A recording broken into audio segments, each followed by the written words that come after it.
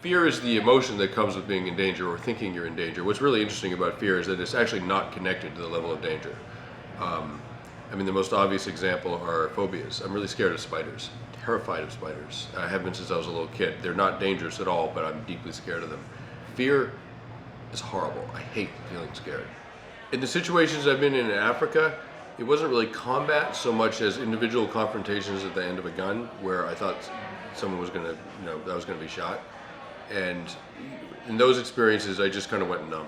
I just kind of emptied out and became numb and kind of sort of dissociated a little bit. And that's not my experience in combat. In combat, you're extremely switched on and hyper aware. Adrenaline and some related hormones they're essentially they're like cocaine. They have the effect of cocaine in your brain. They're addictive, and so people become addicted to risk. But they become addicted at different levels because some people are greater tendency for addiction than others. So there are guys who experience the drug of risk and become really unable to live without it. Everyone responds to risk in a kind of positive way. It makes you giddy, up until the point where it makes you absolutely paralyzed with fear. Risk is the chance that you'll die.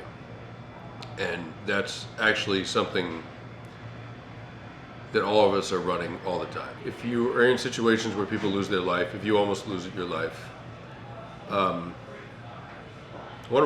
reaction is to realize how ridiculously random this all is, and that your death can happen in events that have almost no consequence, and therefore your life has almost no consequence. And so it sort of pulls the rug out from under you, like, wow, this is all just random and doesn't have much meaning, and this could end in an hour and I don't even know I'm headed over the edge of the cliff.